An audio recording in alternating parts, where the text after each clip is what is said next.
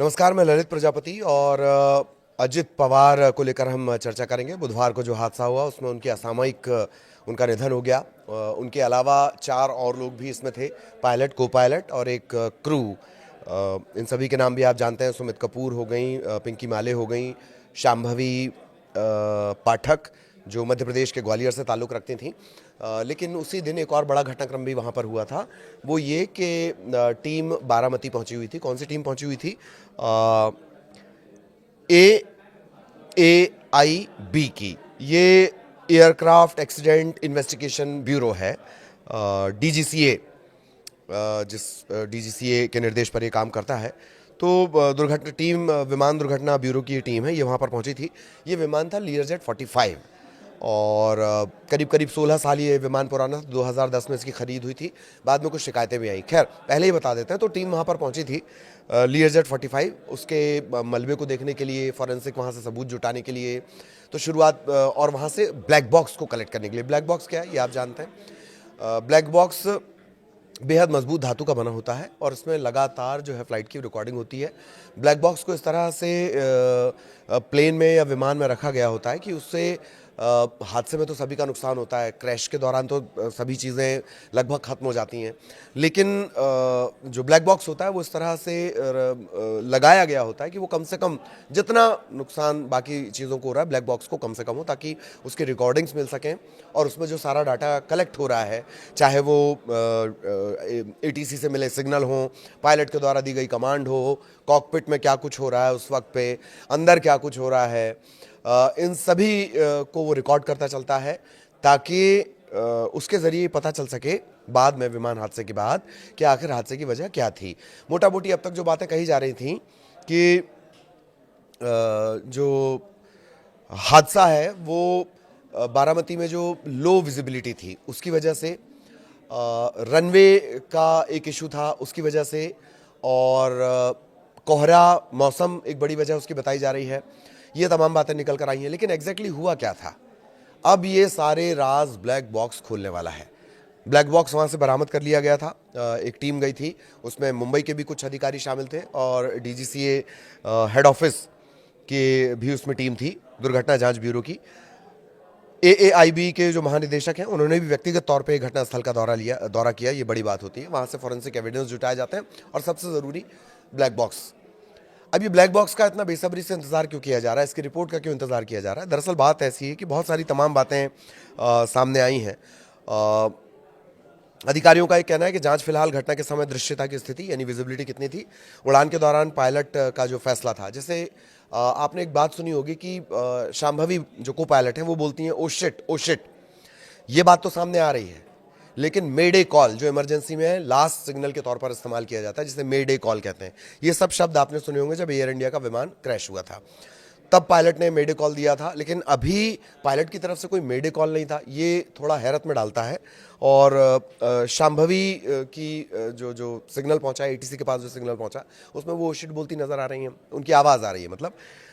तो बारामती हवाई पट्टी पर जो इस तरह के फ्लाइट के संचालन है, उनके लिए प्रॉपर संसाधन थे नहीं थे।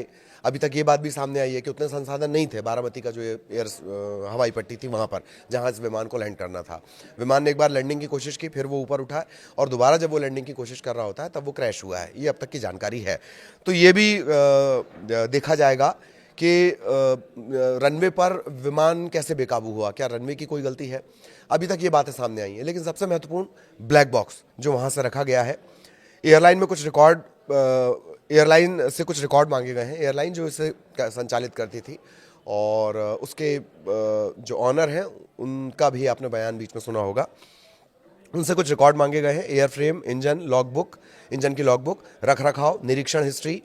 मतलब हर बार फ्लाइट से पहले उसे चेक किया जाता था और बार बार एक शेड्यूल्ड चेकिंग होती है, टेक्निकल चेकिंग आप इसे समझ लीजिए विमान की। तो वो हुई थी, नहीं हुई थी, कब हुई थी? क्योंकि 16 साल पुराना ये विमान था और ये हमने आपको बताया है कि बॉम्बार्डियर कंपनी का ये विमान था। और इसके द्वारा ये कहा गया कि विमान पूरी तरह से सही था, हालांकि विमान 16 साल पुराना है। बीच में ये बातें भी आई कि उसको लेकर कई शिकायतें थी। तो अब सबकी नज़रें टिकी हुई हैं कि वो जो ब्लैक बॉक्स वहाँ से बरामद किया गया था उसमें क्या कुछ निकल कर आता है, क्योंकि बीच में इस तरह के आरोप लगे हैं, सोशल मीडिया पर इस तरह की बातें चली कि बहुत सारे मतलब कोई भी नहीं बचा, उन 5 लोगों में से किसी की भी जान नहीं बची, पर कुछ दस्तावेज वहाँ पर मिले हैं और वो दस्तावेज बच गए। लाल कलर के वो किसी फाइल का जिक्र हो रहा है बार बार। उधर ममता बनर्जी ये कह रही हैं कि इसकी एक हाई लेवल जांच होनी चाहिए, इस पूरे घटनाक्रम की हाई लेवल जांच होनी चाहिए। एक और बात, शरद पवार ने जो सबसे पहला रिएक्शन दिया था उसमें यही कहा था कि ये एक हादसा है, ये एक एक्सीडेंट है, इस पर राजनीति नहीं होनी चाहिए। पर सवाल चूंकि उठते हैं तो ममता बनर्जी ने सवाल उठाया है। इसके अलावा सोशल मीडिया पर इस तरह की बातें कही जा रही कि आखिर कैसे, और एक लंबा चौड़ा इतिहास भी गिनाया जा रहा है कि फला नेता की जान चली गई, फला नेता की जान चली गई, अलग अलग थ्योरीज इसको लेकर बन रही हैं। लेकिन इन सब सवालों के जवाब है उस ब्लैक बॉक्स में जो दुर्घटना जांच ब्यूरो के पास है।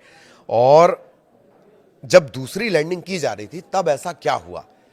पायलट मेडे कॉल नहीं करता है और को पायलट की आवाज आती है ओ शिट करके, क्यों आती है? जब आप विमान, आमतौर पर अगर विजिबिलिटी का इशू होता है या लैंडिंग में दिक्कत होती है तो विमान को ऊपर ले जाया जाता है, वापस ऊपर ले जाया जाता है। इसे टेक्निकली मैं भूल रहा हूँ क्या कहा जाता है, लेकिन विमान को वापस ऊपर ले जाया जाता है और फिर से कोशिश की जाती है। तब भी अगर लगता है तो फिर विमान को वापस जहाँ से वो उड़ा था, जो नियरेस्ट एयरपोर्ट हो, वहाँ पर उसे लैंड करवा दिया जाता है। ऐसा तो कुछ भी नहीं हुआ। हालांकि दोनों के बीच 256 किलोमीटर का कुछ डिस्टेंस है, जो नॉटिकल माइल में कुछ अलग है, 100-125 के आसपास ही बताया जा रहा है। बारामती और मुंबई जहां से प्लेन उड़ा था। तो अब सबकी निगाहें टिकी हुई हैं उस ब्लैक बॉक्स पे कि आखिर उसमें से क्या निकल कर आता है। ये जो थ्योरीज कही जा रही हैं, सोशल मीडिया पर थ्योरी गढ़ी जा रही हैं, बाकी के राजनेताओं से कॉन्स्पिरेसी से इसे जोड़ा जा रहा है, ममता बनर्जी जिस तरह के सवाल उठा रही हैं, शरद पवार सीधे साफ तौर पर बोल चुके हैं ये विशुद्ध एक्सीडेंट का मामला है, इस पर राजनीति नहीं होनी चाहिए। लेकिन कई सारे सवाल हैं जो मैंने अभी आपको इस बीच चर्चा के दौरान बताए हैं। उन सारे सवालों के जवाब उस ब्लैक बॉक्स में है जो अभी जांच ब्यूरो के पास है, और वो ब्लैक बॉक्स ही राज खोलेगा कि आखिर ये हादसा हुआ कैसे। सभी को इसका बेसब्री से इंतजार है। जैसे ही रिपोर्ट आएगी हम भी आप तक पहुंचाएंगे। नमस्कार।